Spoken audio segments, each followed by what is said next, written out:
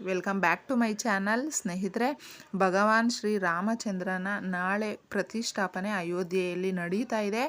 ಆ ಸಮಯದಲ್ಲೇ ನಮಗೂ ಕೂಡ ಮನೆಯಲ್ಲಿ ವಿಶೇಷವಾಗಿ ಅವರವರ ಶಕ್ತಿಯ ಅನುಸಾರ ಪೂಜೆಗಳನ್ನ ಮಾಡ್ಕೊಳ್ಳೋದ್ರಿಂದ, ಆ ತಂದೆಯ ನಾಮಗಳನ್ನ ಮಂತ್ರಗಳನ್ನ ಜಪ ಮಾಡೋದ್ರಿಂದ ಎಷ್ಟೋ ಪುಣ್ಯ ನಮಗೂ ಕೂಡ ಸಿಗುತ್ತೆ. ಸ್ನೇಹಿತರೆ, ಎಲ್ರಿಗೂ ಗೊತ್ತಿರುವಂಥದ್ದೇ ಶ್ರೀ ರಾಮಚಂದ್ರರು ಎಷ್ಟು ಪರಾಕ್ರಮ, ಶೌರ್ಯ ಮತ್ತು ಶಸ್ತ್ರಕೌಶಲ್ಯದ ವಿಚಾರವಾಗಿ ಈ ಪುರಾಣಗಳ ಪ್ರಕಾರ ಅಂದರೆ ರಾಮಾಯಣ ಗ್ರಂಥಗಳಲ್ಲಿ ನಾವೆಲ್ಲರೂ ಓದಿ ತಿಳ್ಕೊಂಡಿರ್ತೀವಿ.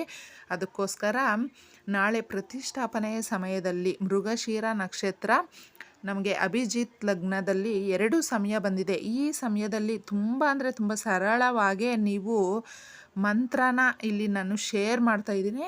ಆ ಮಂತ್ರನ ಹೇಳೋದ್ರಿಂದ ನೀವು ಏನಾದರೂ ಇವತ್ತೇ ತಯಾರಿ ಮಾಡ್ಕೊಂಡಿದ್ರು ಕೂಡ ಪೂಜೆನ ಆ ಸಮಯಕ್ಕೆ ಮಾಡಬಹುದು.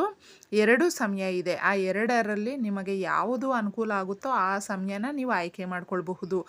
ಬೆಳಗ್ಗೆನೇ ಮಾಡ್ಕೊಳ್ತೀವಿ ಅಂದರೆ ತುಂಬ ವಿಶೇಷವಾಗಿ ಆ ಸಮಯ ಕೂಡ ತಿಳಿಸ್ತೀನಿ ಸ್ನೇಹಿತರೆ. ಬೆಳಗ್ಗೆ ಬಂದು ನಮಗೆ 5:53ಕ್ಕೆ ಪ್ರಾರಂಭ ಆಗುತ್ತೆ ಹಾಗೂ 7:14ರವರೆಗೂ ಇರುತ್ತೆ ಅಭಿಜಿತ್ ಲಗ್ನ. ಮತ್ತು ಮಧ್ಯಾಹ್ನ ಬಂದು 12:11ಕ್ಕೆ ಪ್ರಾರಂಭ ಆಗಿ 12:54ರವರೆಗೂ ಇರುತ್ತೆ. ಇಷ್ಟೊಂದು ಸುಸಂದರ್ಭನ ಯಾರೂ ಮಿಸ್ ಮಾಡ್ಕೊಳ್ಳೋದಕ್ಕೆ ಹೋಗಬೇಡಿ. ಬೆಳಿಗ್ಗೆ ಸಮಯ ತಿಳಿಸಿದ್ದೀನಲ್ವ, 5:53ಕ್ಕೆ ಪ್ರಾರಂಭ ಆಗೋದು. ಆ ಸಮಯದಲ್ಲೇ ನೀವೇನಾದರೂ ಮಾಡೋದಿದ್ದರೆ 1 ಗ್ಲಾಸ್ ಹಾಲು ನೀವು ಇಟ್ಟು ನೈವೇದ್ಯಕ್ಕೆ ಅಂತಂದ್ಬಿಟ್ಟು ಪೂಜೆನ ಮಾಡಿ ಈ ಒಂದು ಮಂತ್ರನ ಶೇರ್ ಮಾಡಿದ್ದೀನಿ ನೋಡಿ, ಅದು ಹೇಳ್ಕೊಳ್ಬಹುದು. ಆಮೇಲೆ ಮಧ್ಯಾಹ್ನ ಯಥಾವತ್ತಾಗಿ ನೀವು ಪೂಜೆ ಯಾವ ರೀತಿ ನಿಮ್ಮ ಮನೆಯಲ್ಲಿ ನಿಮ್ಮ ಸಂಪ್ರದಾಯದ ಪ್ರಕಾರ ಮಾಡ್ಕೊಳ್ತೀರೋ ಆ ರೀತಿ ಮಾಡಿಕೊಂಡು ತಂದೆ ರಾಮಚಂದ್ರರಿಗೆ ತುಂಬ ಪ್ರಿಯವಾದಂತಹದ್ದು ಕೋಸಂಬರಿ, ಪಾನಕ, ಬೆಲ್ಲದ ಪಾನಕ, ನೀರು ಮಜ್ಜಿಗೆ, ಇವು 3 ಮಾಡಿ ಇಡೋದ್ರಿಂದ ತುಂಬ ಪ್ರಿಯವಾದಂಥದ್ದು.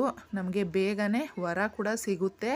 ಇದೆಲ್ಲ ನಮ್ಮ ಕೈಯಲ್ಲಿ ಮಾಡೋದಕ್ಕಾಗಲ್ಲ ಕಾರಣಾಂತರಗಳಿಂದ ಅಂತ ಅನ್ನೋರು ಕೂಡ ತಪ್ಪದೆ ನಾವು ಎಷ್ಟೇ ಸರಳವಾಗಿ ಮಾಡಿದ್ರೂ ಆ ಭಕ್ತಿಯಿಂದ ಮಾಡಿದ್ರೆ ಅದು ಹೋಗಿ ದೇವ್ರಿಗೆ ತಲುಪುತ್ತೆ ಸ್ನೇಹಿತರೆ.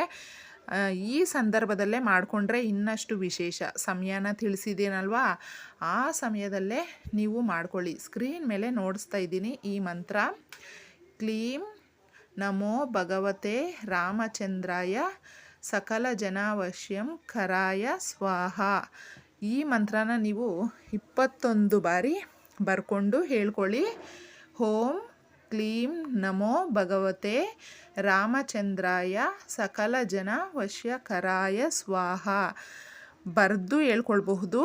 ನಮಗೆ ಹಾಗೆ ಕೂಡ ಹೇಳ್ಕೊಳ್ಬಹುದು ಸ್ನೇಹಿತರೆ. ಹನುಮನ ಕೃಪೆ ಕೂಡ ನಮಗೆ ಸಿಗುತ್ತೆ.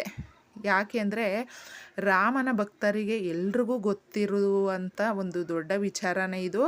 ನಾವು ರಾಮನನ್ನು ಆರಾಧನೆ ಮಾಡೋದಕ್ಕೂ ಮುಂಚೆ ರಾಮನ ಭಕ್ತ ಹನುಮನನ್ನು ನಾವು ಆರಾಧನೆ ಮಾಡೋದ್ರಿಂದ ನಮ್ಮ ಸಕಲ ಪಾಪಗಳು ವಿಮೋಚನೆಯಾಗಿ ಆ ತಂದೆ ನಮಗೆ ಆಶೀರ್ವಾದ ಕೊಡ್ತಾನೆ, ಶಕ್ತಿ ಕೊಡ್ತಾನೆ, ಆ ಒಳ್ಳೆ ಬುದ್ಧಿ ಕೊಡ್ತಾನೆ. ಇದನ್ನೆಲ್ಲ ತಪ್ಪಿಸದೆ ನಾವು ನಾಳೆ ಈ ಒಂದು ಸಮಯನ ತಿಳಿಸಿದ್ದೀನಿ. ಆ ಸಂದರ್ಭದಲ್ಲೇ ಮನೆಯಲ್ಲಿ ನಿಮ್ಮ ಶಕ್ತಿಯ ಅನುಸಾರ ಹಾಗೂ ನಿಮ್ಮ ಪದ್ಧತಿಗನುಸಾರವಾಗಿ ತುಂಬ ಸರಳವಾಗಿ ಮಾಡಿಕೊಂಡು ಈ ಮಂತ್ರನ ಹೇಳ್ಕೊಳ್ಳಿ. ತುಂಬ ಶಕ್ತಿಯುತವಾದ ಈ ಮಂತ್ರ ಹೇಳ್ಕೊಳ್ಳೋದ್ರಿಂದ ನಮಗೆ ಸಾಕಷ್ಟು ಪ್ರಯೋಜನ ಇದೆ ಸ್ನೇಹಿತರೆ. ಆಮೇಲೆ ಸಂಜೆ ನೀವು ಈ ಒಂದು ಸಂಧ್ಯಾ ಕಾಲದಲ್ಲಿ ಯಥಾವತ್ತಾಗಿ ಸಮಯ ತಿಳಿಸಿದ್ದೀನಿ. ಆ ಸಮಯದಲ್ಲಿ ಪೂಜೆ ಮಾಡಿ ಆದಮೇಲೆ ಸಂಧ್ಯಾ ಕಾಲದಲ್ಲಿ ನೀವು ದೀಪಾರಾಧನೆ ಮಾಡಿ. ವಿಶೇಷವಾಗಿ ದೀಪಾರಾಧನೆ ಮಾಡಿದ್ರೇ ಕಂಪ್ಲೀಟ್ ಆಗುತ್ತೆ. ಇಷ್ಟೇ ಸರಳವಾಗಿ ಮಾಡಿಕೊಂಡು ನೋಡಿ. ಈ ವಿಡಿಯೋ ನಿಮ್ಗೆ ಇಷ್ಟ ಆಗಿದ್ರೆ ತಪ್ಪದೇ ನಮ್ಮ ಚಾನಲ್ಗೆ ಸಬ್ಸ್ಕ್ರೈಬ್ ಮಾಡ್ಕೊಳ್ಳಿ. ಧನ್ಯವಾದಗಳು.